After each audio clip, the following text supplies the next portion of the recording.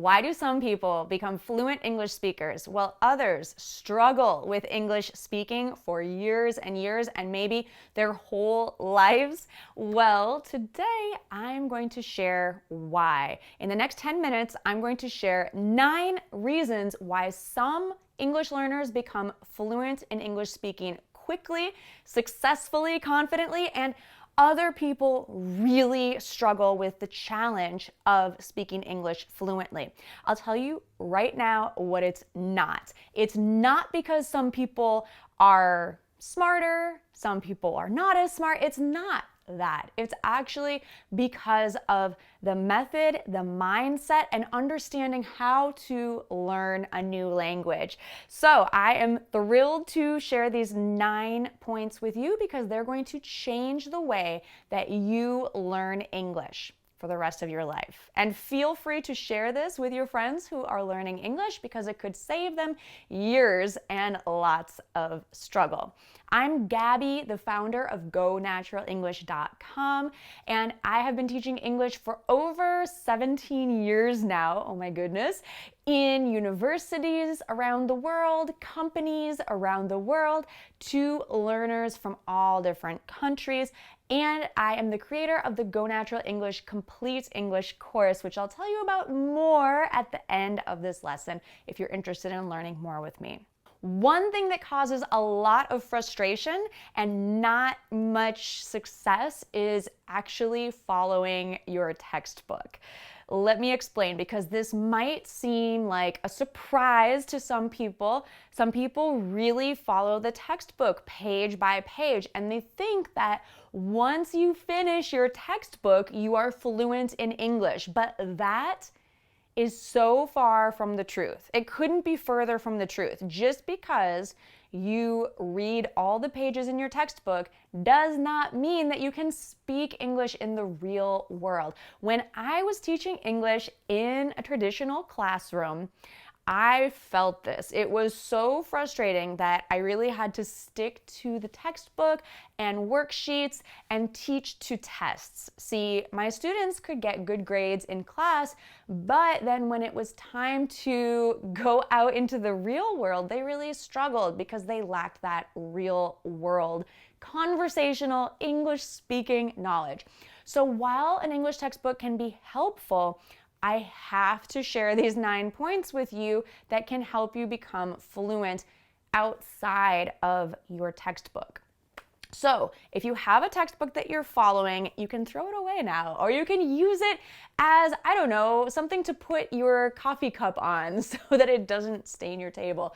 But you really don't need an English textbook anymore to become fluent in English. Let me explain exactly how. The biggest reason why so many people struggle with English fluency and take a long time to learn and have an unintelligible accent is because they are imposing or using the blueprint or the rules from their native language when they learn English. You have to understand that learning English is not always building or adding to what you already know. It's not building on your native language. It's not adding to your native language.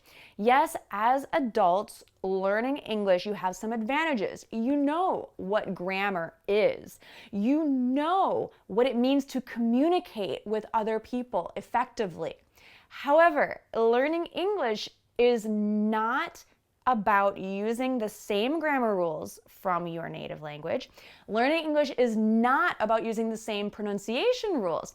One huge mistake in learning English speaking and pronunciation is thinking in your native language when you are reading or when you are speaking English.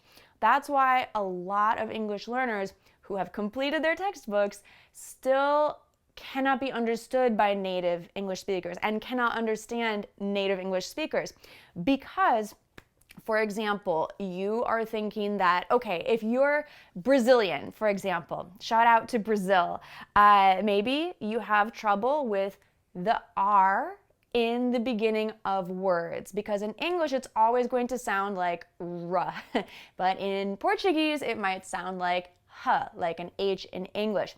And this is just a basic example, but when you read words in English, are you thinking the h sound or are you thinking the r sound? Because the way that you think when you read is the way that you're going to pronounce the word. So in other words, you don't want to think, for example, what's a word that starts with R? How about rose, the flower, a rose? You don't want to think hose, you want to think rose. We have to think with the English pronunciation rules. So it's really important to understand how letters sound and not just think, oh, this letter sounds like h in my language. No, we have to understand the sounds of English. And that's a very basic example because it's just one letter, one sound. But what about combinations of letters like T-I-O-N that sounds like shun?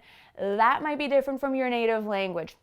There are a ton of other examples, and I don't have time to make this a whole pronunciation lesson, but basically, I want you to think that when you learn English, you have to start fresh, like a child learning new pronunciation rules, understanding the sounds of English, and not just reading the letters or the words in English as you would in your native language. Does that make sense? I hope so. If it doesn't, ask me in the comments to explain a little better in the next video. Now, on the same point, grammar. You cannot put English in the same format or structure as your native language. Sometimes it might be the same, but unfortunately, usually it's not. Okay, well, most languages have a subject, a verb, an object, but even the order that we put these in can change. For example, in Spanish, if I'm describing someone, I have to think, would I translate a large person and a great person the same? So a large person would be una persona grande. A great person would be una grande persona, right? So in English, I would not say great or large as grande. It's not going to translate as like the same word. So we have to understand not only that cognates are different, but that the order of words can be different from your native language to English. So again, grammatical structures can be different and we have to learn the rules of English.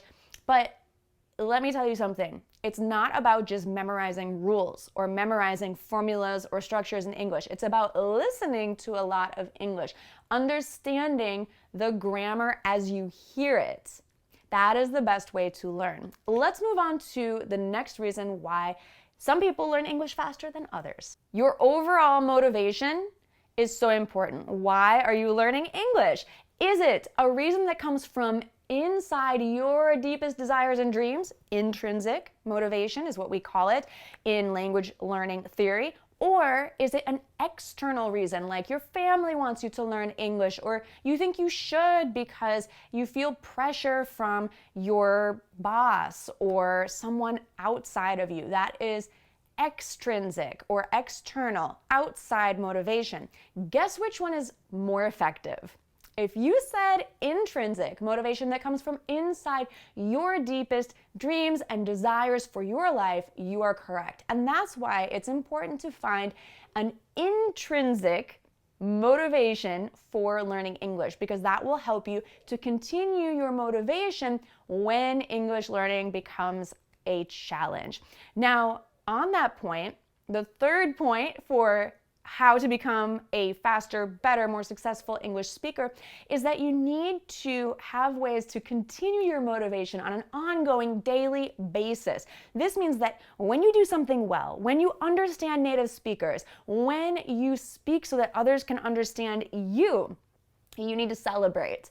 This is a really great point, I think, because we forget to celebrate. We always think about the bad things, the mistakes, how we need to work harder and put more effort and how we're not doing a good job. No, now is the time to celebrate. When you have a successful conversation in English, celebrate, do a little dance, sing a little song, give yourself a treat. Maybe you can do something that you enjoy and think about how awesome your English is becoming.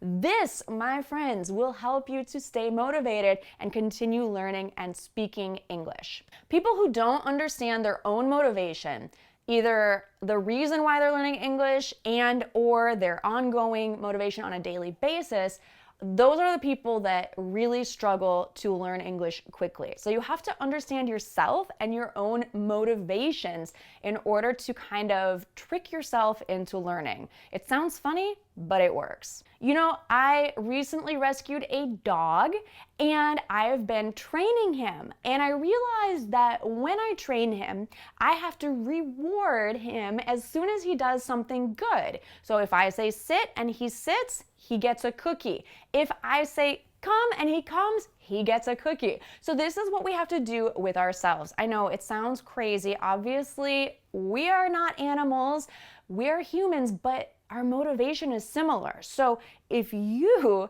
do something good in English, reward yourself. Let's talk about the people who say, I don't have time to learn English. This is a huge excuse. This is why you're not fluent in English speaking, because it's not about not having enough time. It's about not making English learning a priority.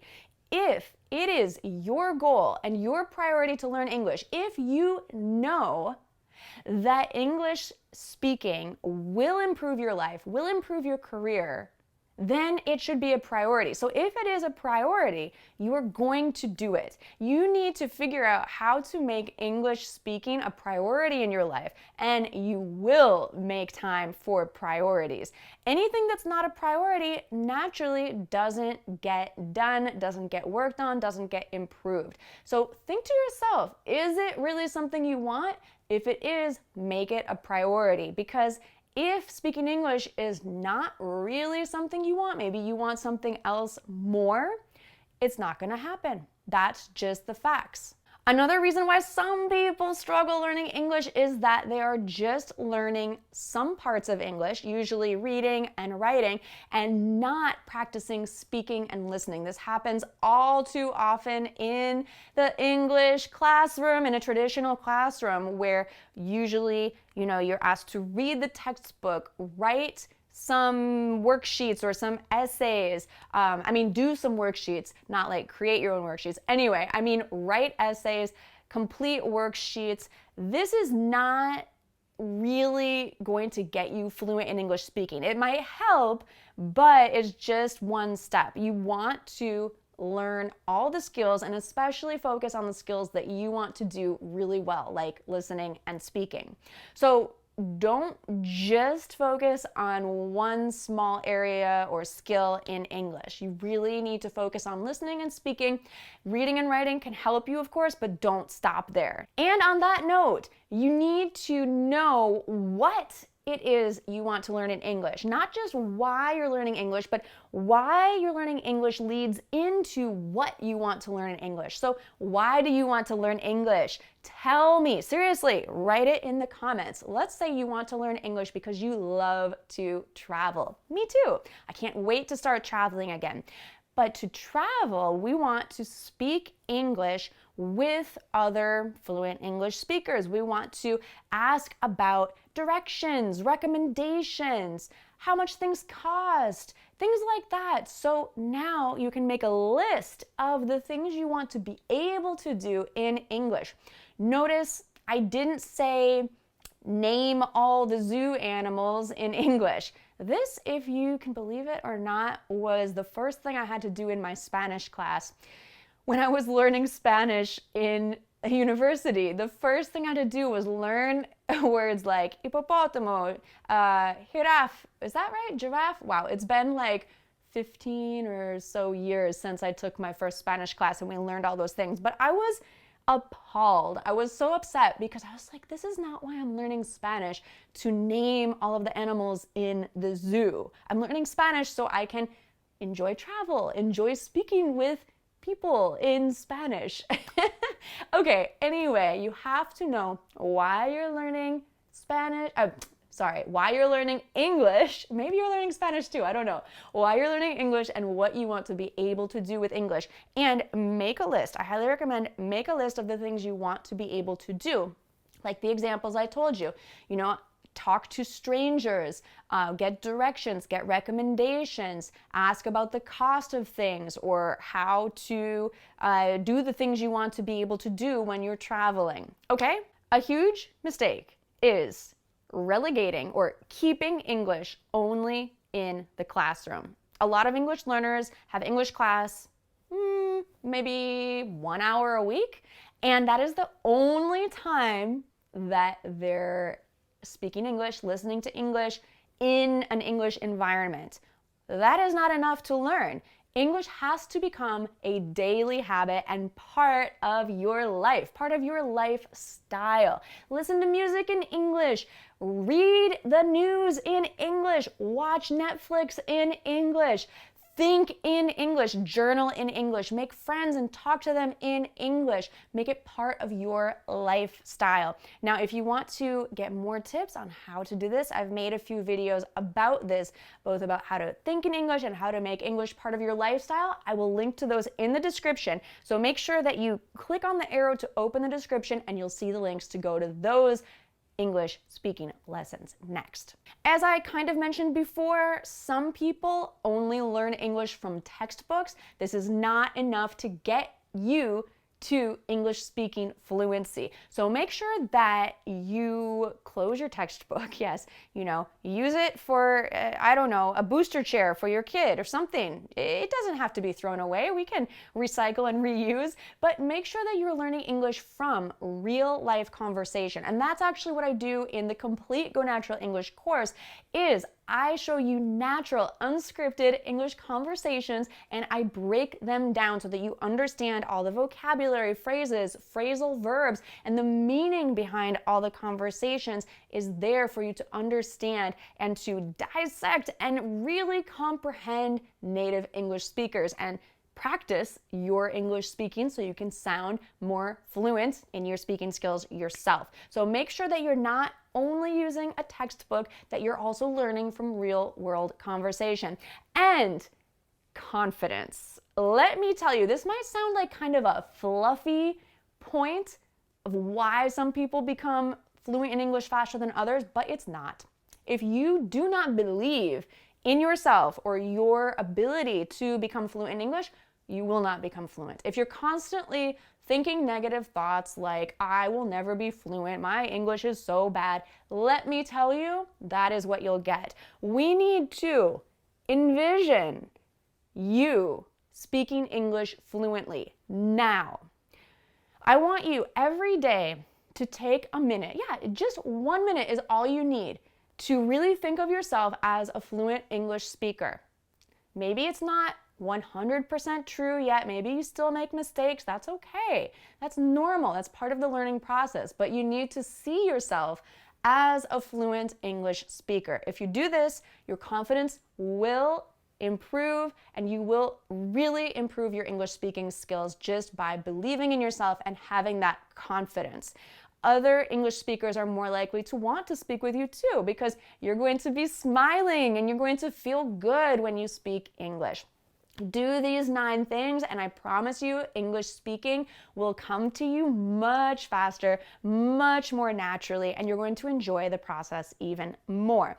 If you want to learn more with me at Go Natural English with our complete course or our other resources, be sure to visit gonaturalenglish.com/email and you can join my email group for serious English learners interested in a premium learning experience where everything is organized for you and you get everything you need for fluency and speaking practice. I can tell you even more about it and what we're doing inside the course when you join the email group at gonaturalenglish.com/email. We have expert native English teachers that help teach the course. We have recorded lessons based on native speaker conversations that are broken down for you. We have students from over 134 countries, so you can practice your English with people from around the world. It is an amazing and effective program that has helped thousands of English learners become fluent in their English speaking and confident and happy when they speak English. So it doesn't have to be a struggle for you anymore. It doesn't have to be boring. It doesn't have to be a negative experience. We can have fun together improving your English speaking skills.